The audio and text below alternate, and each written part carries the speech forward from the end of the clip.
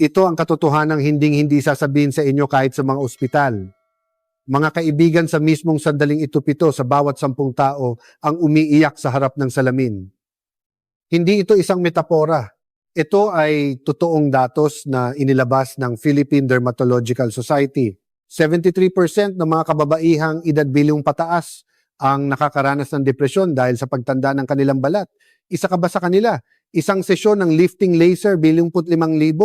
Isang set ng high concentration ampule, 35,000 point. Isang buwang package sa Derma Clinic, 100,000. Mas malaki ang kanilang kita kung gagastos ka ng 150,000 kada buwan. Alam ito ng mga ospital at alam din ito ng mga kumpanya ng cosmetics. Ngunit hindi nila ito sasabihin. Ngayon ako ang sisira sa kanilang pananahimik.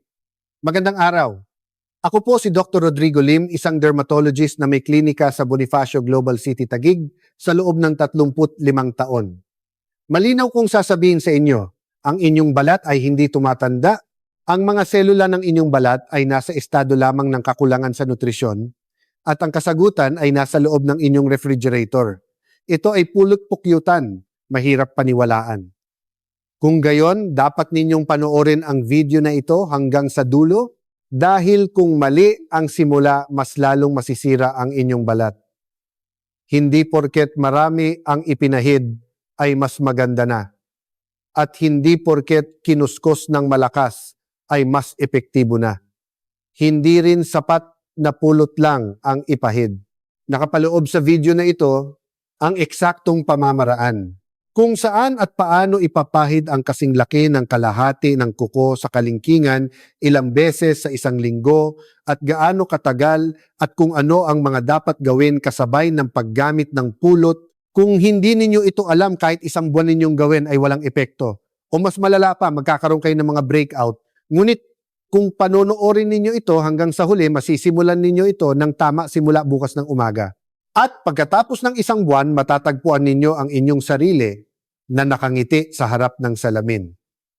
Kung nakakatulong sa inyo ang ganitong impormasyon, pakipindot po ang like button. At kung magsusubscribe kayo, patuloy akong magbabahagi ng mga impormasyong pangkalusugan na hindi sinasabi sa mga ospital sa gintong kalusugan. At mag-iwan po ng numerong dapan sa comment section. Ito ang inyong panata na tatapusin ang panunood ng video na ito. Mas maganda rin kung mag-iiwan kayo ng 3 salitang mahalaga ako mamaya. Kung gayon ngayon ay magkukwento ako ng isang tunay na istorya. Ito ay si Aling Lorna Reyes mula sa Pampanga. Siya ay 21 taong gulang. Nagtrabaho siya bilang guro sa elementarya sa loob ng 30 taon. Sa silid-aralan, siya ang pinakamasigla sa lahat. Ngunit pagkatapos niyang magretiro, may nagbago sa kanya. Sinimulan niyang iwasan ang salamin. Bakit kaya? Dahil hindi na niya makilala ang mukha sa salamin. Kulukulubot na balat, malalalim na guhit sa gilid ng bibig, bagsak na talukap ng mata at walang buhay na mga labi.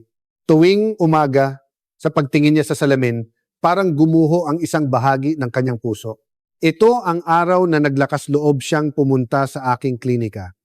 Dok, bakit po biglang nagbago ang mukha ko ng ganito? Tinitigan ko si Aling Lorna sa kanyang mga mata at sinabi, hindi po kayo tumanda. Ang mga selula ng inyong balat ay nagugutom lamang. Napakurap si Aling Lorna. Nagugutom. Ang balat ay isang organ. Tulad ng puso o atay, ito ay isang buhay na tissue na nangangailangan ng nutrisyon. Ang tatlong ito, nutrisyon at oxygen, kapag naputol, nawawalan ng function ang mga selula. Ang skin turnover cycle ay 28 araw. Ngunit pagdating ng edad 60, ito ay nagiging 60 araw. Mahigit doble ang bagal. Ang mga patay na selula ay naiipon sa ibabaw at hindi makaakyat ang mga bagong selula. Ang balat ay unti-unting nagiging madilim at magaspang. Problema rin ang produksyon ng collagen. Mula sa 100% noong kabataan, bumabagsak ito sa 25% sa edad na 60. Nawawalan ng paraan para mapanatili ang pagiging nababanat at biglaan ding bumababa ang kakayahan ng balat na magpanatili ng tubig. Mula 70% noong kabataan, bumabagsak ito sa 30% sa edad na 60. Kalahati na lang. Ito ang dahilan kung bakit sabay-sabay na dumarating ang pagkatuyo, kulubot at paninilaw ng balat. Ito mismo ang mekanismo kung paano nabubuo ang mga kulubot. Kung gayon, Dok, ano po ang dapat kong gawin, tanong ni Aling Lorna? Dahan-dahan akong sumagot, may paraan. At ito ay isang paraan na magagawa ninyo sa bahay. Isa lang ang inireseta ko kay Aling Lorna. Pag uwi ninyo, buksan ninyo ang refrigerator. Kumuha kayo ng isang bote ng pulot. Nagtataka ang ekspresyon ni Aling Lorna. Pulot po, opo. Pulot. Tuwing umaga pagkatapos maghilamos, imasahe ang muka gamit ang pulot. 5 minuto lang ay sapat na. Nag-aalinlangan si Aling Lorna. Mahirap paniwalaan. Nagaganda ang mga kulubot gamit ang pulot. Ngunit tumingin siya sa aking mga mata at tumango. Pagkalipas ng 1 buwan, pumasok si Aling Lorna at nabigla ako. Tuluyan nang nag-iba ang kanyang mukha. Ang dating kulubot na balat ay may banayad na kislap, ang malalalim na guhit sa gilid ng bibig ay kapansine-pansing nabawasan at higit sa lahat bumalik ang sigla sa kanyang ekspresyon. Masayang ngumiti si Aling Lorna at sinabi, "Dok, ngumiti ako sa harap ng salamin. Sa unang pagkakataon sa loob ng 10 taon. Tinanong ko kung ano ang ginawa niya. Ginawa ko po ang sinabi ninyo. Araw-araw tuwing umaga nagpahid ako ng pulot at nagmasahe ng 5 minuto. Iyon lang po. Iyon lang ang lahat. Isang patak ng pulot 5 minuto, 2 beses sa 1 linggo." Sinabi ni Aling Lorna na hindi na siya takot tumingin sa salamin. Mahirap paniwalaan, hindi ba? Mula ngayon, patutunayan ko ito sa pamamagitan ng siyensya. Mga kaibigan, siguro nagtataka kayo ngayon. Ano ba talaga ang mayroon sa pulot at nabago nito ang balat ng isang 71 taong gulang? Ngunit kung ipapahid ninyo ito, nang hindi nalalaman ito, walang magiging epekto. Mula ngayon, ipapaliwanag ko ito sa siyentipikong paraan. Ang pulot ay may 4 na kapangyarihan. Ang unang kapangyarihan ay ang pagiging moisture magnet. Ang pulot ay isang hygroscopic na substance. Hinihigop nito ang halumigmig mula sa hangin at ikinukulong ito sa kailaliman ng balat. Nagbibigay ito ng tubig ng buhay sa tuyong balat. Sa aktual na datos ng pananaliksik, ang kakayahan ng balat na magpanatili ng tubig na pinahira ng pulot ay tumaas ng average na 43%. Halos kalahati ang itinaas ng antas ng tubig. Ang pangalawang kapangyarihan ay ang pagiging antioxidant shield. Ang pulot ay naglalaman ng flavonoids at polyphenols. Ang mga sangkap na ito ang humaharang sa mga free radicals. Ang mga free radicals ang pangunahing sanhi ng pagtanda sa pamamagitan ng pag-atake sa mga selula. May mga clinical data na nagsasabing binabawasan ng pulot ang mga free radicals na ito ng 65%. Nahaharangan nito ang pinsala sa selula ng higit sa kalahati. Ang pangatlong kapangyarihan ay ang collagen regeneration. Ang mga amino acid at bitamina sa pulot ay nagpapasigla sa mga fibroblasts. Ang mga fibroblasts, ang mga selulang gumagawa ng collagen, kapag ito ay na-activate, napapabilis ang produksyon ng collagen at bumabalik ang pagiging nababanat. Sinabi ko na ang produksyon ng collagen sa edad na 60 ay 25%, hindi ba? Itinataas ng pulot ang produksyon na ito hanggang 40%. Halos doble ang itinaas. Ang pang-4 na kapangyarihan ay ang pagiging antibacterial at anti-inflammatory. Ang mga natural na sangkap na antibacterial ng pulot ay nagpapahupa sa pamamaga ng balat at tumutulong sa paghilom. Mayroon ding mga pag-aaral na nagpapakita na ang bilis ng paghilom ng sugat ay bumibilis ng 40%. Pinapabilis nito ang kakayahan ng balat na maghilom ng kusa. Ano ang mangyayari kung ang 4 na kapangyarihang ito ay sabay-sabay na gumana, ang balat ay muling mabubuhay? Nagnonormalisa ang turnover, nagkakaroon ng collagen, napupuno ng tubig at humuhupa ang pamamaga. Ito ay isang perpektong anti-aging na nilikha ng kalikasan. Ang mga sangkap na ginagastusan ng daan-daang milyong piso ng mga kumpanya ng cosmetics ay nasa loob na ng isang patak ng pulot. Ngunit ang mahalaga ay kung paano ito gamitin. Kung basta-basta lang ipapahid, walang epekto. Mula ngayon, ituturo ko ang tamang paraan. Ito ang 7 hakbang na routine na itinuturo ko sa aking mga pasyente sa loob ng 35 taon. Ito ang gintong hamog massage. Unang hakbang, hugasan ng malinis ang mga kamay. Hindi dapat malipat ang mga mikrobyo sa kamay papunta sa muka. Sabunin at hugasan ng mabuti sa loob ng 30 segundo. Pangalawang hakbang, ihanda ang pulot. Sapat na ang ordinaryong pulot na nabibili sa supermarket. Ang mahalaga ay puro ito. Hindi pwede ang processed honey na may halong asukal. Pangatlong hakbang, maglagay ng kaunting pulot sa palad. Painitin ito gamit ang temperatura ng katawan. Ang dami ay dapat kasing laki lang ng kalahati ng kuko sa kalingkingan.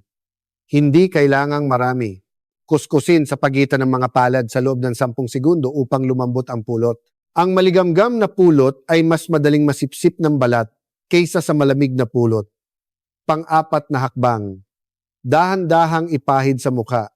Ipahid ng pantay at manipis sa noo, pisngi, baba at ilong. Hindi kailangang makapal. Ikalat na parang isang manipis na pelikula. Iwasan ang paligid ng mata. Ang balat sa paligid ng mata ay napakanipis at madaling mairita. Nasusundan niyo ba ng maayos? Ngayon ang pinakamahalagang hakbang, ikalimang hakbang. Simulan ang pagmamasahe, mahalaga ang direksyon. Palaging imasahe mula sa ibaba pataas. Ito ay laban sa direksyon ng gravity. Dahan-dahang hagurin pataas mula sa baba patungo sa tainga. Dahan-dahang itulak mula sa gilid ng bibig patungo sa sentido. At hagurin pataas mula sa gilid ng ilong patungo sa noo. Ulitin ito ng dahan-dahan at malumanay sa loob ng 5 minuto. Ang diin ay dapat mahina. Kung nararamdaman ninyong nababanat ang balat, masyadong malakas iyon. Dapat ay parang dahan-dahang dumudulas lang ang dulo ng mga daliri pataas. Habang nagmamasahe, mararamdaman ninyong umiinit ang inyong balat. Iyon ay senyales na bumubuti ang sirkulasyon ng dugo. Ika-6 na hakbang, banlawan ng maligamgam na tubig. Ang sobrang init na tubig ay nakakairita sa balat at ang sobrang lamig na tubig ay nagbabara sa mga pores. Ang maligamgam na tubig na halos kasing temperatura ng katawan ang pinakamainam. Banlawan ng mabuti hanggang sa tuluyang maalis ang pulot. Dapat mawala ang madulas na pakiramdam. Ika-7 hakbang. Alisin ang tubig gamit ang isang malambot na tuwalya. Huwag kuskusin. Tapikin ng dahan-dahan upang masipsip ang tubig. Ang pagkuskos sa balat ay maaring magdulot ng iritasyon kaya mag-ingat. Tapos na. 5 minuto lang ay sapat na at gawin lamang ito 2 beses sa isang linggo. Ang sobra ay maaring maging pabigat sa balat.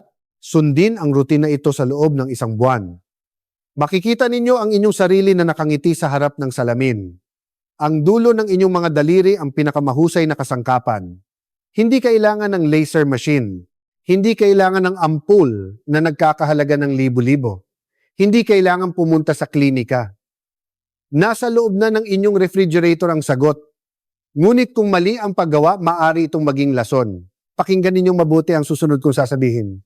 Maraming tao ang sumusuko dahil sa mga pagkakamaling ito. Ang pulot ay gamot. Ngunit kahit ang gamot kapag mali ang paggamit ay nagiging lason. Mayroon akong pasyente na nagngangalang Aling Susan. Narinig ni Aling Susan ang tungkol sa honey massage at ginawa niya ito ng buong sigasig. Siguro mas maganda kung mas marami ang ipapahid. Hindi lang kasing laki ng kuko sa kalingkingan ang ipinahid niya, kundi kasing dami ng isang daliri. Hindi lang 2 beses sa isang linggo, kundi 2 beses sa isang araw, umaga't gabi. Ano kaya ang naging resulta? Nagkaroon ng mga breakout ang kanyang balat, namulan ng ngati, at lalong sumama ang kanyang balat. Nagpanik siya at pumunta sa klinika. Ito ang unang pagkakamali, pagiging sakim. Hindi porket marami ang ipinahid ay mas mabilis ang epekto. May limitasyon ang kayang sipsipin ng balat sa isang pagkakataon. Ang sobra ay nagbabara sa mga pores at humahadlang sa paghinga ng balat. Dahil dito, nagkakaroon ng mga breakout. Kasing laki ng kalahati ng kuko sa kalingkingan, iyon ang tamang dami. 2 beses sa isang linggo, iyon ang tamang dalas. Ang pangalawang pagkakamali, puwersa. Si Ginang Tessie Cruz mula sa Cebu, sinimulan niya ang honey massage, ngunit kahit 1 buwan na ang lumipas ay walang epekto. Pumunta siya sa klinika at pinakita ko kung paano niya ito ginagawa. Pagkatapos niyang ipahid ang pulot, kinuskos niya ito ng malakas. Hindi po ba mas malalim ang pasok kapag ganito? Hindi po. Ang malakas na pagkuskos ay nakakasira sa balat, lalo na ang balat ng mga senior na manipis at marupok. Ang malakas na diin ay nagpapabanat sa balat at nagpapalalim ng mga kulubot. Ang pagmamasahe ay dapat gawin ng malumanay. Dahan-dahang pagdulas lang ng dulo ng mga daliri, sapat na hindi nababanat ang balat. Iyon ang tama. Sa sandaling gumamit ka ng puwersa, nawawala ang epekto at pinsala lang ang natitira. Ang pangatlong pagkakamali, pagwawalang bahala. Signang. Aida Santos mula sa Davao, 2 araw pa lang niyang sinimulan ang honey massage na maga at nangatina ang kanyang mukha. Ngunit ipinagpatuloy pa rin niya. Titiisin ko lang, mawawala rin to. Sa huli, nagkaroon siya ng dermatitis. Bakit nangyari ito? Dahil hindi siya nagsagawa ng allergy test. Ang pulot ay natural na sangkap, ngunit hindi ito angkop para sa lahat. Ang mga taong may allergy sa pollen ay maaaring mag-react din sa pulot. Bago simulan, kailangan munang mag-test. Magpahid ng kaunting pulot sa loob ng pulso o sa likod ng tainga at maghintay ng 20 na oras. Kung mamula o mangati, huwag itong gamitin. Kung walang problema, saka ito ipahid sa mukha. Sa sandaling baliwalain ang maliliit na senyales, nagiging malaki ang problema. Kung iiwasan ninyo ang tatlong ito, muling bubuhayin ng pulot ang inyong balat. Ang tamang paraan lamang ang magpapalabas ng bisa ng pulot. Ngunit hindi sapat ang pulot lamang. Marami ang nadidismaya sa puntong ito. Ngunit maiintindihan ninyo kapag narinig ninyo ang susunod na kwento. Ito si Mang Carlos Villanueva mula sa Cavite. 64 taong gulang, isang retiradong empleyado ng gobyerno. Sinimulan din ni Mang Carlos ang honey massage. Ginawa niya ito sa tamang paraan, 2 beses sa isang linggo. Bakit kaya? Nang pumunta siya sa klinika, tinanong ko siya tungkol sa kanyang lifestyle. Umiinom siya ng 2 hanggang 3 basong tubig sa isang araw. Natutulog siya ng 1:00 ng madaling araw. Hindi siya gumagamit ng sunscreen. Halos hindi siya kumakain ng gulay.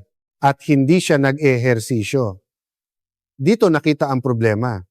Ang balat ay hindi lamang problema ng mukha. Ito ay resulta ng kalusugan ng buong katawan. Kahit gaano kagandang pulot ang ipahid kung hindi malusog ang katawan, walang silbi. Sinabi ko kay Mang Carlos na baguhin ang 5 gawi. Ang unang gawi, uminom ng 8 basong tubig sa isang araw. Ang tubig ang pundasyon ng balat. 70% ng mga selula ng balat ay tubig. Kapag kulang sa tubig, lumiliit ang mga selula at nagkakaroon ng kulubot. Uminom ng 8 baso o halos 2 litro sa isang araw. Paano ito iinumin ng tama? Pagkagising sa umaga, uminom ng 1 basong maligamgam na tubig. Pinupunan nito ang nawalang tubig habang natutulog. Uminom ng 1 baso 30 minuto bago kumain. Nakakatulong ito sa panunaw at pumipigil sa sobrang pagkain. Uminom pa ng 1 baso bandang 3:00 ng hapon. Ito ang oras na pinakatuyo ang balat. 1 oras bago matulog, uminom ng huling baso. Kung masyadong gabi, baka magising para umihi, kaya 1 oras bago matulog ang tamang oras. Hati-hatiin ang pag-inom sa ganitong paraan. Ang pangalawang gawi, matulog bago mag 11:00 ng gabi. Ang balat ay nagre-regenerate habang natutulog. Lalo na sa pagitan ng 10:00 ng gabi at 2:00 ng madaling araw, ito ang golden time. Sa oras na ito, lumalabas ang growth hormone at nagre-regenerate ang mga selula ng balat. Kung late matulog, nawawala ang pagkakataong ito para sa regeneration. Paano makakatulog ng maaga? Pagkatapos ng 9:00 ng gabi, iwasan ang maliwanag na ilaw. Ito ay para hindi mahadlangan ang produksyon ng melatonin. 1 oras bago matulog, patayin ang smartphone at TV. Ang blue light ay nakakasira sa tulog. Panatilihin ang temperatura ng silid sa 18 hanggang 20 degrees Celsius. Ang medyo malamig na kapaligiran ay nakakatulong sa mahimbing na pagtulog. Matulog at gumising sa parehong oras araw-araw. Kapag naging stable ang biological rhythm natural, na darating ang antok. Ang pangatlong gawi, ugaliing gumamit ng sunscreen. Ang sinag ng araw ang responsable sa 80% ng pagtanda ng balat. Ang mga kulubot, pigmentation at pagkawala ng elasticity ay halos lahat dahil sa sinag ng araw. Tuwing lalabas, laging magpahid ng sunscreen. Kahit maulap, kahit taglamig, kahit nasa loob ng bahay, kung malapit sa bintana magpahid, sapat na ang SPF 30 o mas mataas na may PA? Paano to ipapahid ng tama?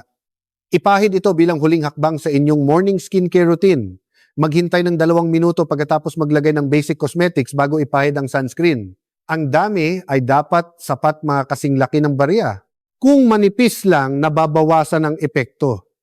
Mag-re-apply kada 2 oras dahil nawawala ito dahil sa pawis o pagkuskus. Huwag kalimutan ang leeg at likod ng kamay. Ang mga bahaging ito ay kasing exposed sa araw tulad ng muka. Hanggang dito pa lang magsisimula ng magbago ang inyong balat. Ngunit may 2 pa. Ang pang-4 na gawi, kumain ng bitamina at omega. 3. May mga nutrisyon na maganda para sa balat.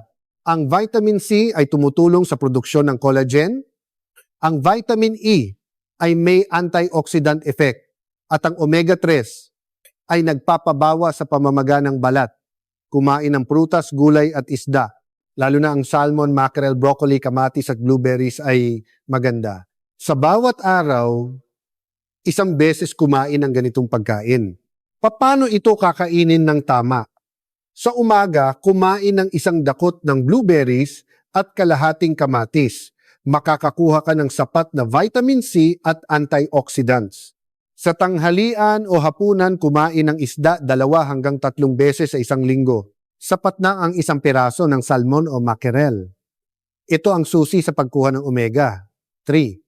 Sa bawat pagkain, magdagdag ng berdeng gulay bilang side dish. Maganda ang broccoli, spinach at kale. Maaari ring mag-supplement ngunit pinakamainam na makuha ito mula sa pagkain.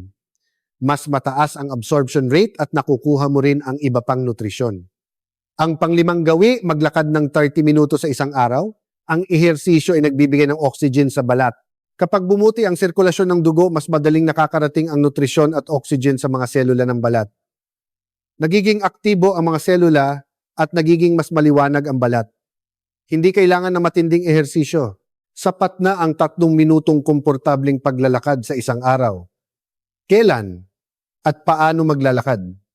Ang pinakamainam ay 3 minuto pagkatapos ng almusal. Sa pagpapaaraw, nakakagawa ka rin ng vitamin D at nagkakaroon ng enerhiya para sa buong araw. Ngunit pagkatapos ng 10:00 ng umaga, siguraduhin magpahid ng sunscreen. Ang mga hakbang ay dapat medyo mas malawak kaysa sa karaniwan at natural na iwagayway ang mga braso. Ang tamang bilis ay kapag medyo tumataas ang tibok ng puso, ang bilis na kaya mo pang makipag-usap ay sapat na. Kung masama ang panahon, mag-jogging in place sa loob ng bahay. Kahit 30 minutong paglalakad habang nanonood ng TV ay may epekto. Matapos baguhin ang 5 gawi na ito, nagbago si Mang Carlos. Pagkalipas ng 1 buwan nang bumalik siya, tuluyan nang nag-iba ang kanyang balat. Nang pagsamahin ang honey massage at pagbabago sa lifestyle, doble ang naging epekto. Ang balat ay hindi gawa ng mukha, kundi ng kalusugan ng buong katawan. Ang pulot ay simula lamang. Ang tunay na kabataan ay nagmumula sa malusog na mga gawi. Ngunit alam nyo ba, maraming tao ang nanghihinayang dahil napapalampas nila ang bahaging ito. Ang tunay na edad ay hindi nakikita sa muka kundi sa leeg at mga kamay. Ang muka ay maaring takpan ng make-up, ngunit ang leeg at kamay ay hindi maitatago. Si Geneng. Maricel David mula sa Laguna, 68 taong gulang, dating yoga instructor kaya bata pa ang kanyang katawan. Gumanda rin ang kanyang buka dahil sa honey massage. Ngunit kapag tumitingin siya sa salamin, malalim ang mga kulubot sa kanyang leeg at manipis at madilim ang balat sa likod ng kanyang mga kamay. Bumata ang kanyang buka, ngunit ang leeg at mga kamay ang nagsasabi ng kanyang edad. Pumunta siya sa klinika at nagtanong, hindi po ba sapat na mukha lang ang alagaan? Ganito ang sinabi ko. Ang leeg at mga kamay ay bahagi rin ng mukha. Ang gravity ang unang nagpapatanda sa leeg. Ang balat sa leeg ay mas manipis kaysa sa mukha at mas kaunti ang oil glands. Madali itong matuyo at mas mabilis magkaroon ng kulubot. Ganoon din sa mga kamay. Ang mga kamay ay buong araw na exposed sa araw. Madalas din itong madikit sa mga kemikal habang naguhugas ng pinggan at naglilinis. Hindi maiiwasang mas mabilis tumanda. May solusyon. Pagkatapos mag-honey massage sa mukha, gamitin ang natirang pulot para imasahe ang leeg at mga kamay. Ang paraan ay simple. Ang pagmamasahe sa leeg ay mula sa ibaba pataas, dahan-dahang hagurin pataas mula sa collarbone patungo sa baba, laban sa direksyon ng gravity. Ulitin ito ng 10 beses salit-salita ng dalawang kamay. Ang pagmamasahe sa kamay ay nakasentro sa likod ng kamay. Dahan-dahang hagurin pataas mula sa dulo ng mga daliri patungo sa pulso. Masahihin ding mabuti ang pagitan ng mga daliri. Pareho lang din ang pagbanlaw ng maligamgam na tubig. Ginawa ito ni Ginang Maricel sa loob ng 1 buwan. Pagkalipas ng 1 buwan, nang bumalik siya, kapansin-pansing nabawasan ang mga kulubot sa kanyang leeg. Naging mas maliwanag din ang kulay ng balat sa likod ng kanyang mga kamay. Higit sa lahat, nagbago ang kanyang kumpiyansa. Ngayon kaya ko nang lumabas nang hindi tinatakpan ang leeg ko. Mukha, leeg, kamay. Ang tatlong ito ay dapat magkakasuwato para sa tunay na kabataan, ngunit may isa pa akong gustong sabihin sa inyo. Ito ay kung paano mas epektibong gamitin ang pulot depende sa kondisyon ng balat. Kung dadagdagan ng 2 bagay ang pulot, magkakaroon ka ng customized na pangangalaga. Ang unang kombinasyon, pulot at yogurt. Maganda ito para sa pag-aalis ng dead skin cells at pagpapanumbalik ng kislap. Paghaluin ang 1 kutsarang plain yogurt at pulot na kasing laki ng kalahati ng kuko sa kalingkingan. Ipahid sa mukha at maghintay ng 10 minuto bago banlawan ng maligamgam na tubig. Ang lactic acid sa yogurt ay dahan-dahang nag-aalis ng dead skin cells. Maganda ito para sa mga taong may maputlang at magaspang na balat. Sapat na ang 1 beses sa 1 linggo. Ang pangalawang kombinasyon, pulot at oatmeal powder. Epektibo ito sa pagpapakalma at pagpapabawas ng mga breakout. Paghaluin ang 1 kutsarang oatmeal powder at pulot hanggang maging malapot. Ipahid sa mukha at banlawan pagkatapos ng 15 minuto. Ang natural na sangkap na pampakalma sa oatmeal ay nagpapahupa sa iritadong balat. Maganda ito para sa mga may sensitibong balat o namumula ang balat. Ngunit may dapat tandaan. Bago unang gamitin, kailangang mag-test muna sa loob ng braso. At maliban sa 2 ito, huwag maghalo ng ibang sangkap. Ang mga hindi pa nasusubukang kombinasyon ay maaaring lalong makairita sa balat. Pulot lang pulot at yogurt, pulot at oatmeal. Tandaan lamang ang 3 ito. Pumili ayon sa kondisyon ng inyong balat. Naalala niyo ba si Aling Lorna Reyes, ang 71 taong gulang, na umiiwas sa salamin? Kahapon pumunta si Aling Lorna sa klinika. Dok, nanalo ako ng award. Nagkaroon daw ng senior model contest sa kanilang community center. Naglakas loob si Aling Lorna na sumali at nanalo siya ng Inspiration Award. Hindi lang mukha ko ang pinakinis ng pulot, kundi pati na rin ang mga kulubot sa puso ko. Naantig ang puso ko sa sinabi niyang iyon. May huli akong gustong sabihin sa inyo. Ang 5 minutong pagpapahid ng pulot tuwing umaga, hindi lang iyon oras para alisin ang mga kulubot. Iyon ay oras ng pagmamahal na ibinibigay ninyo sa inyong sarili. Ang pag-aalaga sa balat ay hindi pag-aayos ng panlabas na anyo. Ito ay paggalang sa sarili. Ito ay pagtitiyaga. Ito ay saloobin sa buhay.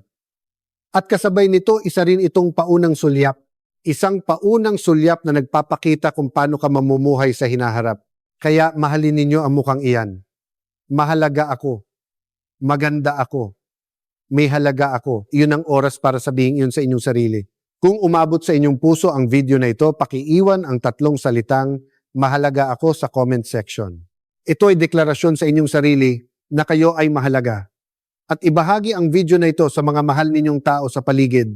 Ito ay magiging pag-asa para sa isang taong tulad ninyo na nasasaktan sa harap ng salamin. Maraming salamat sa pakikinig hanggang dito. Naway maging malusog at masaya kayong lahat.